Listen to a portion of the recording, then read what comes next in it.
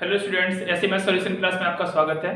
देखिए, हम दो चैप्टर से पहले खत्म कर चुके हैं, मैट्रिक्स और डिटरमिनेंट, चैप्टर नंबर 3 और 4। आज हम बात करेंगे चैप्टर नंबर 5 जो कि जिसका नाम है कंटिन्यूटी एंड डिसकंटिन्यूटी। ठीक है ना, continuity and differentiability, continuity and differentiability है। तो इस पे हम बात करेंगे। तो देखिए, जो इस पे जो हमारी जो 5.1 एक्सरसाइज हमारी है उसमें टोटल 34 क्वेश्चन है। वो सभी 34 क्वेश्चन जो है 5.1 है। पूरी की पूरी एक्सरसाइज जो है प्रश्न वाली है, उस पे पूरी में कंटिन्यूटी की बात की गई है। कंटिन्यूटी मतलब फंक्शन कंटिन्यूअस है या डिसकंटिन्यूअस है। डिफरेंशिएबिलिटी की वहां पे कोई बात नहीं की गई है। तो सबसे पहले हम बात करते हैं कि कंटिन्यूटी होती क्या है। ठीक है ना, कंटिन्यूटी। ठीक है ना, कंटिन्यूटी। देखो, कंटिन्यूटी को चेक करने के लिए हम एक लिमिट है, ठीक है ना, लिमिट का यूज करेंगे इसमें। लिमिट 11th क्लास में आप अच्छे से पढ़ चुके हैं कि लिमिट का कैसे यूज करते हैं, फिर भी हम आपको यहाँ पे रिमाइंड कराएंगे। देखिए, लिमिट इसमें क्या होता है कि फंक्शन को कंटिन्यूअस दिखाने के लिए कंटिन्यूटी कंटिन्यूअस है या नहीं है, उसमें तीन बातों को, तीन शर्तें होती हैं, तीन स्टेप्स होते हैं, उनको देखना पड़ता है। ये तीनों ही स्टेप हम तीन स्टेप में वैल्यू निकालेंगे, तीनों में ही यदि वैल्यू सेम निकलती है तो हमारा जो फंक्शन होगा, जैसे कि मान लीजिए जो फंक्शन, ये देखो एफ ऑफ एक्स लिखा है ना, इसको बोलते हैं हम फंक्शन। क्या बोलेंगे इसे? फंक्शन बोलेंगे। ठीक है ना बेटे, इसे बोलेंगे फंक्शन। यदि क्या है कि यदि हम इसमें क्या करें, कोई मुझे फंक्शन दे रखा है, मतलब मान लीजिए कि F of x equals to मुझे दे रखा है 5x² + 3 दे रखा है। ठीक है ना, इसको हमें क्या करना है, x बराबर 3 पे इसको कंटिन्यूटी और कंटिन्यूटी मुझे चेक करनी है x बराबर 3 पे। तो बेटे क्या होता है, तो इसमें हम तो इसमें क्या करेंगे, लिमिट निकालेंगे। कैसे करेंगे, लिमिट कैसे निकालेंगे? पहले तो देखो दो आते हैं। यदि एफ ऑफ एक्स की वैल्यू निकालेंगे, ठीक है ना, उसके बाद हम limit x tends to a, ठीक है ना, और f ऑफ x, ये नेगेटिव है, अभी समझाएंगे ये नेगेटिव क्या है। ठीक है ना, equals to limit x tends to a positive f of x। ठीक है ना, इन तीनों की वैल्यू निकालेंगे और तीनों की वैल्यू यदि इक्वल आ गई, तीनों की वैल्यू यदि बराबर आ गई, तो हम कह देंगे कि जो फंक्शन है मेरा वो कैसा है, कंटीन्यूअस है। ठीक है ना, वो फंक्शन है मेरा वो कैसा है, कंटीन्यूअस है। यदि इन दो में से तीन है ना, एफ ऑफ एक्स है और लेफ्ट हैंड, इसे बोलते हैं लेफ्ट हैंड लिमिट। इसे क्या बोलेंगे, लेफ्ट हैंड लिमिट। इसे क्या बोलेंगे, राइट हैंड लिमिट। यदि इनमें से मान लीजिए कि लेफ्ट हैंड लिमिट और राइट हैंड लिमिट दोनों इक्वल आ गए, लेकिन जो फंक्शन की जो वैल्यू है एफ ऑफ एक्स का मतलब क्या है कि जो भी फंक्शन है ना, यहाँ पे 3 रख दो, यहाँ पे 3 मतलब कि x की जगह पे 3 रिप्लेस कर दो, काम हो गया। ठीक है ना, एफ ऑफ एक्स की वैल्यू निकल गया, एफ ऑफ 3 वैल्यू निकालो। ठीक है ना, तो क्या है कि यदि हमारी लेफ्ट हैंड लिमिट और राइट हैंड लिमिट यही दोनों यदि इक्वल आ गई और ये फंक्शन की वैल्यू इक्वल नहीं आ रही है, तो फंक्शन हमारा कंटीन्यूअस नहीं होगा। ठीक है ना, मतलब कहने का ये है, ये तीन वैल्यू हमें निकालनी होती है। तीनों में से कोई भी एक वैल्यू उन दो वैल्यू से जो कि दो मैच कर रही है और तीसरी वैल्यू मैच नहीं कर रही है, तो हमारा फंक्शन वहीं पे ब्रेक हो जाएगा। मतलब उस फंक्शन को हम बोल सकते हैं कि वो फंक्शन जो फलन है वो डिसकंटिन्यूअस है। ठीक है ना, डिसकंटिन्यूअस है। ठीक है ना, वहीं पे ब्रेक हो गया। कहने का मतलब क्या है, यदि हम ग्राफिकली मेथड से समझें तो देखो, यदि हमारे पास देखो ये है, ठीक है ना, ये क्या होती है, x पॉजिटिव होती है और ये y पॉजिटिव होती है और ये x नेगेटिव होती है, एक्सिस। ठीक है ना, ये प्लेन है, कार्टेशियन प्लेन है, ये माइनस का y। ठीक है ना, यदि हमने कोई ग्राफ खींचा, मान लीजिए हमने कोई इस तरीके से ग्राफ खींचा, यहाँ से स्टार्ट किया हमने, कुछ इस तरीके से ग्राफ ऐसे ऐसे करते चले गए। ठीक है ना, देखिए हमने इस ग्राफ को खींचने के लिए, इस ड्रॉ करने के लिए, इस ग्राफ को ड्रॉ करने के लिए कहीं भी पेन, हमने अपना पेन कहीं उठाया नहीं, उठाया ना, तो देखिए कंटिन्यूअसली हमने इसको कंटिन्यूअसली ग्राफ को यहाँ पे ड्रॉ कर दिया।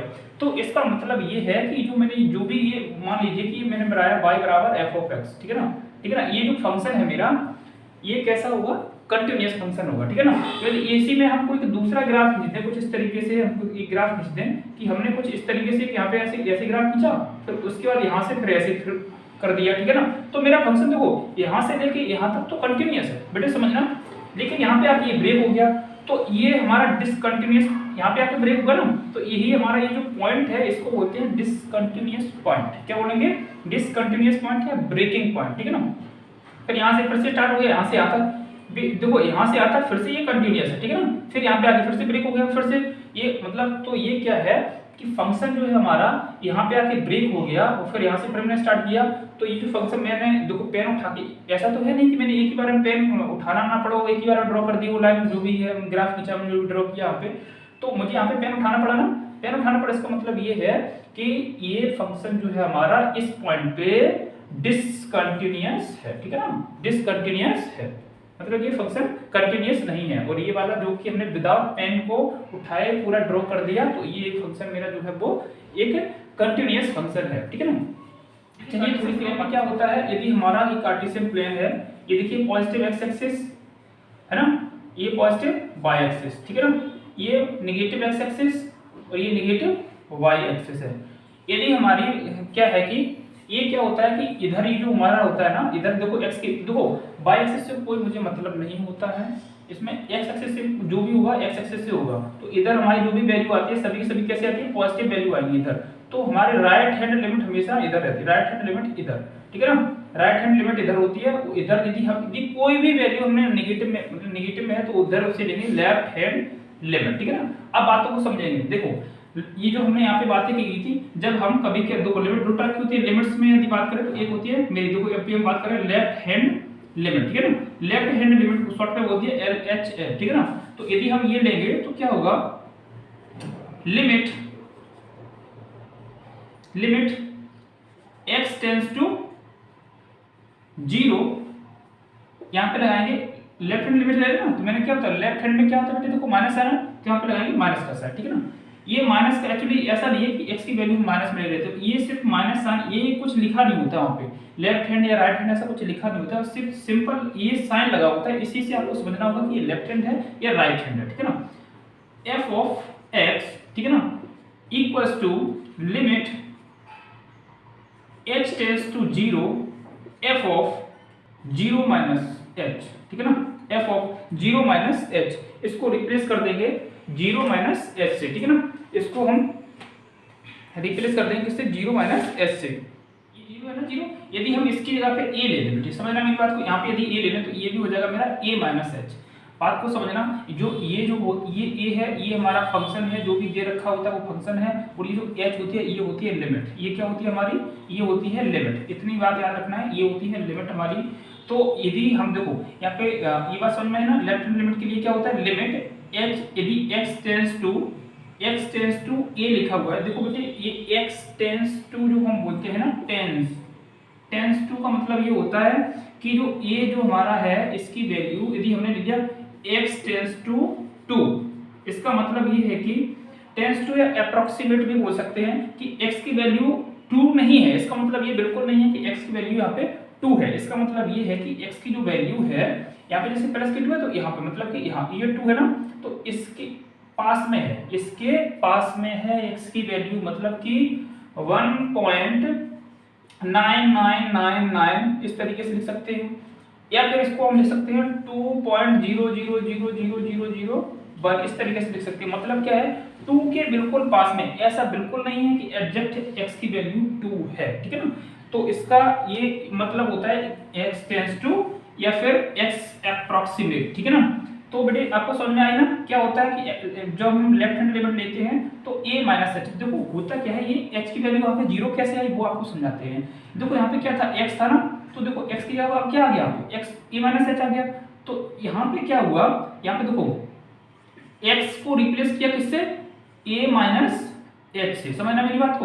अब बेटे देखो यहाँ पे x को हम किससे, देखो x टेंड्स टू क्या है, a है, तो x की जगह पर हम क्या रखेंगे, यहाँ पे a रख देंगे, इक्वल्स यहाँ पे देखो क्या a माइनस h लिखा हुआ है, तो क्या a से a कट जाएगा, तो देखो ये क्या हो जाएगा, यहाँ पे देखो 0 माइनस h बराबर हो जाएगा 0, मतलब कि h की वैल्यू कितनी आ गई 0, ठीक है ना बेटे, h की वैल्यू कितनी आ गई, तभी यहाँ पे लिख देते h टेंड्स टू 0। इस तरीके से ये चीजें हम करते हैं, बात समझ में आई। चलिए इसी तरीके से देखो राइट हैंड लिमिट बताते हैं, राइट हैंड लिमिट, ठीक है ना, राइट हैंड लिमिट में बिल्कुल ऐसा ही होता है, limit x tends to a कर देंगे, और राइट हैंड है तो यहाँ पे क्या लगाएंगे प्लस का साइन, और f ऑफ x, ठीक है ना, ये कोई फंक्शन है f ऑफ x लिख देंगे, ठीक है ना। चलिए यहाँ पे ये बन नहीं रहा है तो इसको थोड़ा सा इधर लिख देते हैं, ये जैसे कि यही हम यहाँ पे नोट कर रहे थे, limit x tends to a, यहाँ पे पॉजिटिव साइन लगाएंगे f ऑफ x, ठीक है ना, इक्वल का साइन लगाएंगे, फिर यहाँ पे क्या लिखेंगे लिमिट h टेंड्स टू 0। अब यहाँ पे क्या करें, राइट हैंड लिमिट है तो बेटे राइट हैंड में कैसा साइन आता है, प्लस का साइन आता है, तो यहाँ पे क्या लिखेंगे a प्लस h, ये क्या है हमारा, ये a फंक्शन है, h क्या है लिमिट है, ठीक है ना। इस तरीके से हम इसको यूज करेंगे, ठीक है ना। a प्लस h होता है, इसमें बिल्कुल सेम यही प्रोसेस है, ठीक है ना। समझना चाहो क्या समझ लो। जैसे कि हम क्या किया, हमने x इक्वल टू क्या कर दिया, a मान a प्लस h रखा हमने। x देखो यहाँ पे x की क्या a लिख सकते हैं, इसकी वैल्यू यहाँ पे a प्लस h, a से a कट जाएगा तो h की वैल्यू कितनी आ गई, 0। ठीक है ना। ये लिमिट इस तरीके से यहाँ पे आ जाती है। ठीक है ना। अब कहानी ये होती है, यदि हाँ देखिए ये कहानी क्या है कि यदि लेफ्ट हैंड लिमिट निकालेंगे, राइट हैंड लिमिट निकालेंगे, यदि इन दोनों की वैल्यू इक्वल आ गई, उसके बाद थर्ड जो स्टेप इसमें होता है फंक्शन f ऑफ x बराबर कोई फंक्शन मुझे दे रखा है, जैसे कि यही था मेरा 5x स्क्वायर प्लस 3 है। ठीक है ना। इसमें क्या x बराबर 3 पे वैल्यू पूछा है, तो क्या करेंगे x की वैल्यू किससे 3 से रिप्लेस कर देंगे। तो मतलब क्या है f ऑफ 3 हमने निकाला तो वो कितना आएगा, यहाँ पे 3 3 9 4 45। ठीक है ना। ये क्या करेंगे 5 इंटू 3 का स्क्वायर प्लस 3, इसका मतलब क्या हो गया, ये 5 इंटू 9 प्लस 3 हो जाएगा। इसका मतलब ये 9 4 जा 45 प्लस 3 48। ठीक है ना 48। इस तरीके से फंक्शन की वैल्यू निकाल लेते हैं। तो left hand limit, right hand limit और फंक्शन की वैल्यू जब हम तीनों को ही निकाल लेंगे, तो f ऑफ x निकाल लेंगे, limit of f of x left hand limit निकाल लेंगे और राइट हैंड लिमिट निकाल लेंगे, और इन तीनों की ही वैल्यू इक्वल आ जाती है, तो हम कह देंगे कि मेरा फंक्शन कंटीन्यूअस है। और यदि तीनों में से कोई एक भी वैल्यू लेफ्ट हैंड लिमिट या राइट हैंड लिमिट या फंक्शन की वैल्यू इन तीनों में से कोई एक भी हमारी यदि इक्वल नहीं आई, ठीक है ना, तो हमारा जो फंक्शन होगा वो कैसा हो जाएगा, डिसकंटिन्यूअस फंक्शन हो जाएगा। इसको यदि लिखेंगे तो इस तरीके से भी लिख सकते हैं, ठीक है ना। अभी जो है ना ऐसे ही लिखेंगे।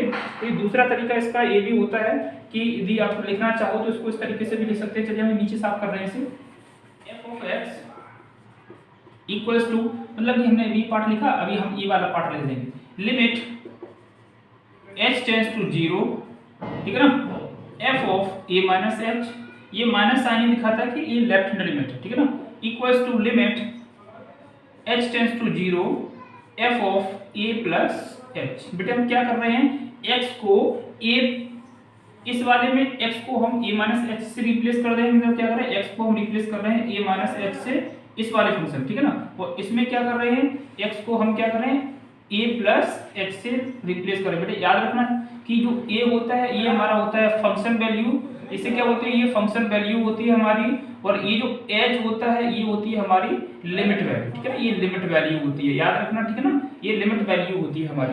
चलिए ये कॉन्सेप्ट क्लियर हुआ आपका। चलिए तो अब हम बात करते हैं कि कुछ एग्जांपल्स आपको देते हैं, ग्राफिकली तौर से इसके कुछ एग्जांपल्स देते हैं, ठीक है ना, एग्जांपल ऑफ कंटिन्यूटी, ठीक है बेटे। उदाहरण लेते हैं किसके, सातत्य के उदाहरण लेते हैं। तो वो सातत्य के उदाहरण जैसे कि हम एक, मान लीजिए कि हमारे पास क्या है, एक फंक्शन है f ऑफ x बराबर x, हमारे पास एक फंक्शन है, ठीक है ना बेटे। तो देखो ये f ऑफ x है ना, इसको हम y भी मान के चलते हैं, मतलब कि यदि हम यहाँ पे f ऑफ x की वैल्यू x है, तो मतलब कि y की वैल्यू x के बराबर है। ये दोनों यदि हम क्या करें, यदि यहाँ पे ले ले x, यहाँ पे ले ले y, ठीक है ना, यदि हम यहाँ पे ले ले x और यहाँ पे ले ले y और इनकी वैल्यू कुछ निकालने की कोशिश करें, यदि हम x की वैल्यू 1 डालेंगे, जैसे x पे यहाँ पे 1 डालेंगे तो ऑटोमेटिक f ऑफ 1 की वैल्यू कितनी आ जाएगी, यहाँ पे जैसे हमने f ऑफ 1 निकाला यहाँ पे, तो इसकी वैल्यू कितनी आ जाएगी 1, तो इसकी वैल्यू कितनी आ जाएगी 1, ठीक है ना। जैसे हम यहाँ पे 2 डालेंगे, जैसे हमने f ऑफ 2 डाला, यहाँ पे 2 किया, तो यहाँ पे x है, तो यहाँ पे इसकी वैल्यू कितनी आ जाएगी 2, यहाँ पे 2 डालेंगे तो यहाँ पे भी 2 आ जाएगी, और इसी तरीके से यहाँ पे 3 करेंगे तो ये 3 आ जाएगी, ठीक है बेटे। इसी तरीके से बढ़ती चली जाएंगी संख्याएं। तो इसका जो ग्राफ होगा कुछ इस तरीके से होगा, समझना मेरी बात को, ये x एक्सिस पॉजिटिव है और ये y एक्सिस पॉजिटिव, ये कार्टेशियन प्लेन है, ठीक है ना। तो यदि हमारी x की वैल्यू 1 है, x बराबर 1 है, ठीक है ना, x बराबर 1 है, तो y की वैल्यू यहाँ पे 1 है, तो ये कुछ इस तरीके से यहाँ पे आके ये ज्वाइंट हो जाएगा, ठीक है ना। यदि x की वैल्यू 2 है यहाँ पे है और ये y, तो ये कुछ इस तरीके से यहाँ पे आके कुछ इस तरीके से मिल जाएगी, x बराबर 2 पे, ये y बराबर 2 है। और यदि हम x बराबर यहाँ पे 3 लेंगे, x बराबर 3 लेंगे तो y बराबर यहाँ पे 3 है मेरा, ठीक है ना, तो कुछ इस तरीके से ये मिलेंगे, ठीक है ना। तो इनका जो ग्राफ देखो, इस पॉइंट में मिल लेना, इस पॉइंट के कोऑर्डिनेट क्या होंगे 1, 1, इस पॉइंट के कोऑर्डिनेट क्या होंगे 2, 2, इस पॉइंट के कोऑर्डिनेट क्या होंगे 3, 3। तो इन तीनों, इन सभी से मिलाते हुए एक लाइन खींच देंगे ऐसे, देखो कहीं भी मुझे पेन को उठाना पड़ा, विदाउट ब्रेकिंग हमने इसको प्लॉट कर दिया, ठीक है ना, विदाउट ब्रेकिंग ऑफ लाइन इसको हमने ड्रॉ कर दिया। तो देखो इस तरीके से ये जो हमारा जो ग्राफ होगा, ये इससे क्या, इस ग्राफ से मुझे क्या समझ में आ रहा है कि जो ये मेरा फंक्शन है कौन सा, एफ ऑफ एक्स जो फंक्शन है वो कैसा मेरा होगा, कंटिन्यूअस फंक्शन होगा, ठीक है ना बेटे, कंटिन्यूअस फंक्शन होगा, ठीक है ना। चलिए एक और एग्जांपल नंबर, ये फर्स्ट था, इसका एग्जांपल नंबर सेकंड लेते हैं। जैसे एग्जांपल नंबर सेकंड में ले लिया कि f of x equals to हमने ले लिया x स्क्वायर, ठीक है ना, हमने x स्क्वायर ले लिया। तो x स्क्वायर ले लिया, इसका मतलब क्या है बेटे, यदि हम इसका ग्राफ खींचेंगे तो किस, देखो आपको पता है ना हाइपरबोला पैराबोला की इक्वेशन क्या होती है, y स्क्वायर बराबर 4x, इस तरीके से होती है ना, कुछ उसी फॉर्म में है ये, कुछ उसी फॉर्म में है ये, पैराबोला के फॉर्म में ही है। तो इसके लिए हम क्या करेंगे, देखिए ये सीधा से समझ में आ रहा है, ये जो इसे हम क्या समझते हैं, ये y एज ए y लेके चलती है। यदि हम यहाँ पे बेटे समझना मेरी बात को, यदि हम यहाँ पे देखो x और y की वैल्यू निकालें, ये x है और ये y है, इसकी यदि हम वैल्यू कुछ निकालें, समझना मेरी बात को, 2-3 वैल्यू निकाल ले रहे हैं। यदि हम f ऑफ 1 रखेंगे यहाँ पे तो 1 आएगी, और f ऑफ 2 रखेंगे यहाँ पे तो कितना आएगा, 4 आएगा।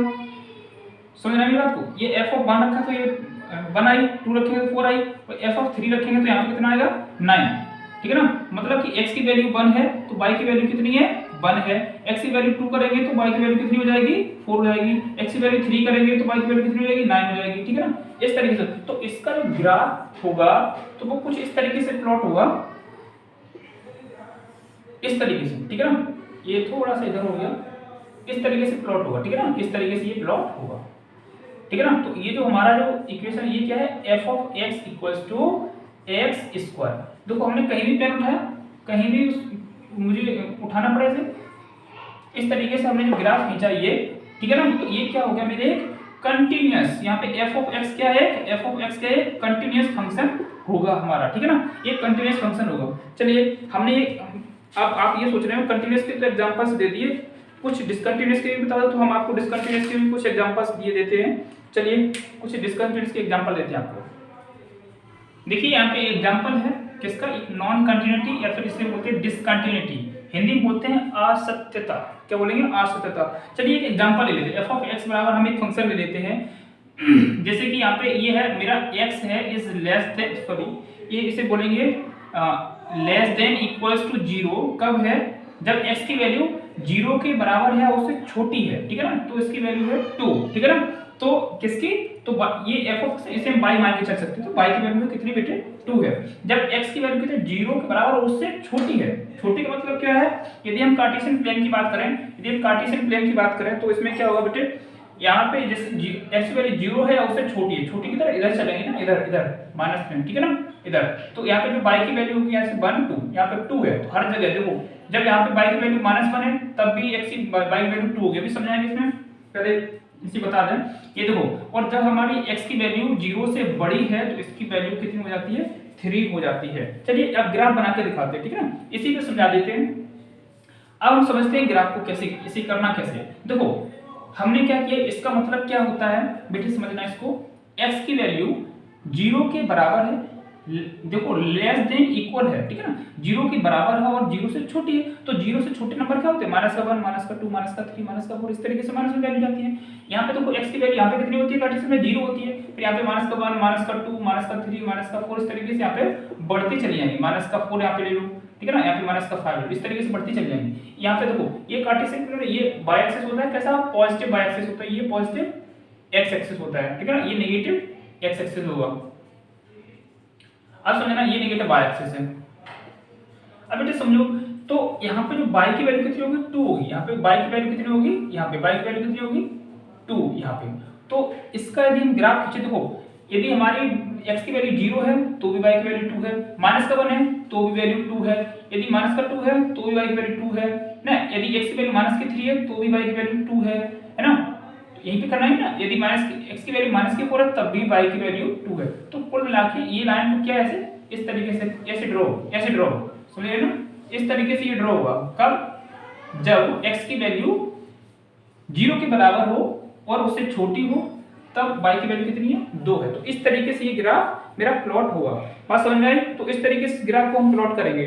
अब दूसरी बात इसमें कह रहा है कि जब हमारी x की वैल्यू 0 से बड़ी है, मतलब क्या कह रहे हैं भाई साहब, ये 0 से बड़ी है तो मतलब ये यहाँ पे प्लस का 1 हो जाएगा, ये मान लो प्लस का 2 है ना, प्लस का 2 है, और ये प्लस का 3 है, और ये प्लस का 4 है, इस तरीके से ना, इस तरीके यहाँ प्लस का 5 है। तो ये क्या कह रहे हैं कि 0 से जब बड़ी है वैल्यू, तो 0 से बड़ी तो है 1 2 3 4 5 6 इस तरीके से चलेंगी। तो y की वैल्यू कितनी है, एवरी पॉइंट पे y की वैल्यू कितनी है, 3 है। प्रत्येक पॉइंट पे y की वैल्यू प्रत्येक बिंदु पे कितनी है, 3 है। तो ठीक है ना, तो ये हमारी y की वैल्यू यहाँ पे कितनी हो जाएगी, ये 3 ले लो, यहाँ पे 3 है, ठीक है ना। तो ये क्या हुआ, यहाँ से यहाँ पे जब प्लस की 1 है तब भी y की वैल्यू 3 है, और जब प्लस की 2 है x की वैल्यू तब भी y की वैल्यू 3 है, जब x की वैल्यू प्लस की 3 है और तब भी y की वैल्यू 3 है। तो इस तरीके से ये सारे के सारे पॉइंट इस तरह से इस तरीके से यहाँ पे इधर ग्राफ ड्रॉ हो जाएगा, इधर को ड्रॉ हो जाएगा। तो समझ रहे हैं, इसको ग्राफिकली दिखाया। तो बेटे देखो हमने जो ग्राफ खींचा है, तो देखो यहाँ से जैसे मान लीजिए यहाँ से ऐसे खींचा, फिर यहाँ से ऐसे खींच दिया, ऐसे ड्रॉ किया, तो ग्राफ टूट गया ना। ग्राफ को मैंने किया विदाउट ब्रेकिंग तो मैंने ग्राफ खींच नहीं, इस तरीके से कोई हमने इस तरीके से तो लाइन ड्रॉ की नहीं है। तो यानी यहाँ से यहाँ तक आए, फिर मुझे पेन उठाना पड़ा, फिर यहाँ से यहाँ तक चली। तो इसका मतलब ये क्या है, मेरा डिसकंटिन्यूअस या फिर इसे नॉन कंटिन्यूटी फंक्शन बोल सकते हैं। तो इसका मतलब क्या हुआ, जो मेरा f ऑफ x फंक्शन जो है वो कैसा है, नॉन कंटिन्यूअस है, ठीक है ना, नॉन कंटिन्यूअस फंक्शन है, ठीक है बेटे। तो नॉन कंटिन्यूअस फंक्शन इस तरीके से हम इसे समझेंगे। और इसी में यदि हम एक और एग्जांपल्स को ले लें, यदि हम एक और एग्जांपल ले लें, इसमें क्या ले लें, एक और एग्जांपल है इसमें।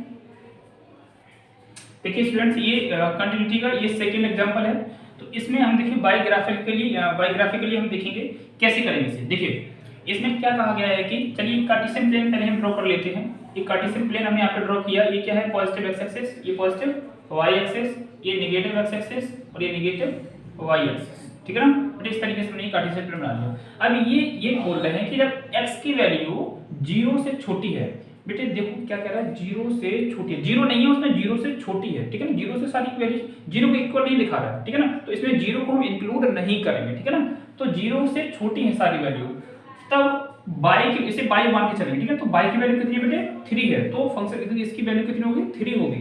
तो मतलब क्या है, यदि हम इस पे देखें तो ये 1 है, ये 2 है और ये 3 है, ठीक है ना। 1 2 और ये 3 इस तरीके से ले लें, तो इधर भी हम ले लेंगे 1 2 3 1 2 3 1 2 3, ठीक है ना। ये माइनस में चलेंगे 1 2 3 और ये भी माइनस 1 2 3, इस तरीके से हमने इसको लिख दिया। अब बेटे को समझेंगे कि जब x की वैल्यू 0 से छोटी है, 0 से छोटी का मतलब है माइनस का 1 होगा, x लेस देन 0 का मतलब क्या है, यहाँ पे माइनस का 1 होगा, माइनस का 2 होगा, माइनस का 3 होगा, डॉट इस तरीके से चलेंगे, सारी वैल्यू सारी नेगेटिव में चलेंगे। तो जब x ग्रेटर देन 0 होगी तो यहाँ पे कैसे होगी, प्लस का 1 प्लस का 2 प्लस का 3 और इस तरीके से सारी वैल्यू पॉजिटिव में चलेंगी, ठीक है ना। तो 0 से छोटी है तभी y की वैल्यू 3 है। तो जब हम देखो यहाँ पे आते हैं, यहाँ पे तो y की वैल्यू 0 से छोटी है, तो सॉरी x की वैल्यू 0 से छोटी है, मान लीजिए 1 है, यहाँ पे 0 इंक्लूड नहीं करेंगे बेटी, मैंने बोल दिया कि 0 इंक्लूड इक्वल का साइन नहीं है, 0 इंक्लूड नहीं होगी इसमें, तो ठीक है ना। 0 को नहीं लेंगे, जब x की वैल्यू माइनस की 1 होगी, 0 से पहली वैल्यू है ना, लेकिन माइनस की 1 इसे उठा लिया पहले, तो y की वैल्यू यहाँ पे कितनी आ गई, 3 आ गई। तो y की वैल्यू कितनी है, यहाँ पे आ गई, y की वैल्यू कितनी 3, यहाँ पे इस तरीके से हमने ये ड्रॉ कर दिया। ये पॉइंट मेरा कितना बन गया, माइनस का 1,3 बन गया, क्लियर है। जब हमने ये माइनस का 2 लिया, तो ये देखो माइनस का 2 लेंगे तब भी y की वैल्यू कितनी है, 3 है, ठीक है ना। इसको इस तरीके से यहाँ पे ज्वाइन कर देंगे, तो ये जो पॉइंट हमारा कितना माइनस का 2,3 बन गया, ठीक है ना। फिर हम माइनस का 3 ले लेंगे यहाँ से, तो माइनस का 3 लेंगे तो ये क्या हो जाएगा, इसको इस तरीके से आगे, तब भी y की वैल्यू कितनी है यहाँ पे, तब भी y की वैल्यू कितनी है, 3 ही रहेगी, ठीक है ना। तो माइनस का 3,3 ये, तो यार ये देखो जब हम क्या इस तरीके का सिंबल लगाओ, मतलब कि जिसमें 0 इंक्लूड नहीं हो रही हो, तो इस पॉइंट में 0, तो यहाँ पे क्या करेंगे, नोड बना देते हैं। क्या बनाएंगे, नोड बनाएंगे। नोड का मतलब ये होता है कि 0 को इंक्लूड नहीं कर रहे हैं, 0 इज नॉट इंक्लूड, ठीक है ना बेटे, 0 इज नॉट इंक्लूड, क्लियर है। 0 को हम उसमें सम्मिलित नहीं करेंगे। तो इसका जो ग्राफ होगा बेटे, यहाँ से ये नोड बनाया हमने, तो कुछ इस तरीके से हमने पॉइंटों को मिलाते हुए इस तरीके से कुछ ग्राफ हमने ड्रॉ कर दिया। बात समझ में आ गई, हमने ये ग्राफ ड्रॉ कर दिया। अब दूसरी कंडीशन में ये कह रहा है कि जब x की वैल्यू 0 से बड़ी हो, तो मतलब इस वाले हमने +1 उठाया, मान लीजिए यहाँ आ गए, तब भी y की वैल्यू कितनी है, 3 है। तो यहाँ पे जाएंगे, ये देखो ये यहाँ पे आए और इस तरीके से यहाँ पे ये हमने ड्रॉ कर दिया। तो इस पॉइंट की कोऑर्डिनेट क्या होंगे, 1,3 होंगे। अब यहाँ पे जब हमें इसकी x की वैल्यू +2 ले लेंगे, तो क्या होगा, +2 ये यहाँ पे आए, तब भी y की वैल्यू कितनी होगी मेरी, y की वैल्यू फिर भी मेरी 3 ही है, ठीक है ना बेटे, तब भी तो ये कोऑर्डिनेट क्या 2,3 हो जाएंगे इस वाले पॉइंट के कोऑर्डिनेट, ठीक है ना। फिर हम जब x की वैल्यू ये प्लस की 3 ले लेंगे, जब प्लस की 3 लिया तब भी y की वैल्यू कितनी यहाँ पे 3 ही है, तो यहाँ पे इस तरीके से यहाँ पे इसको मिला देंगे आके, तो इस पॉइंट के कोऑर्डिनेट कितने हैं 3,3 हो जाएंगे। इन सभी को मिलाते हुए एक लाइन ड्रॉ कर देंगे इस तरीके से, ठीक है ना। इस तरीके से हमने एक लाइन ड्रॉ कर दी, लेकिन यहाँ पे बेटे अब थर्ड पॉइंट आता है कि x की वैल्यू 0 है, जब x की वैल्यू 0 है तो y की वैल्यू कितनी है 1 है, तो y की वैल्यू कितनी है 0 के देखो x की वैल्यू कितनी है 0 के बराबर है, तो y की वैल्यू कितनी है 1 आप पे आ रही है, ठीक है ना। तो इसके लिए हम क्या करेंगे, इसके जो कोऑर्डिनेट होंगे तो 0 यहाँ पे है और ये 1 है, तो ये x यहीं पे आएगा 0,1, ये तो ये यहाँ पे ही रहेगा।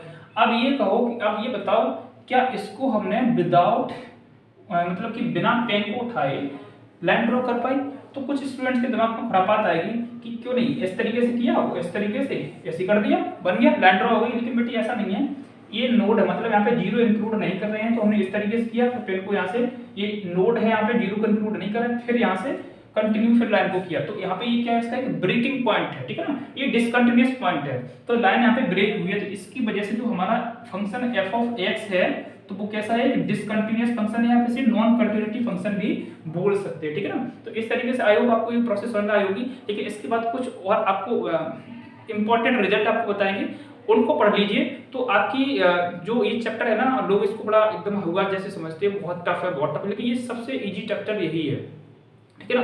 लेकिन इसमें एक चीज बहुत जरूरी होती है, इस चैप्टर को जब भी आप पढ़ो तो जो अन्य काम है उनको जरा निपटा के पढ़े, क्योंकि इसमें क्या बोलते हैं उसे बहुत मतलब कि मन लगा के पढ़ना पड़ेगा, एकदम से कंसंट्रेशन आपका एकदम सही होना चाहिए। ये नहीं है कि आप बैठ के पढ़ रहे हो और खिड़की खोल के पढ़ रहे हो, पड़ोसियों को भी देख रहे हो ना, पड़ोसियों को नहीं देखना है, एकदम कंसंट्रेट होकर पढ़ना है, ठीक है ना। जब पढ़ रहे हो तो सिर्फ पढ़ाई पे ध्यान, ठीक है ना।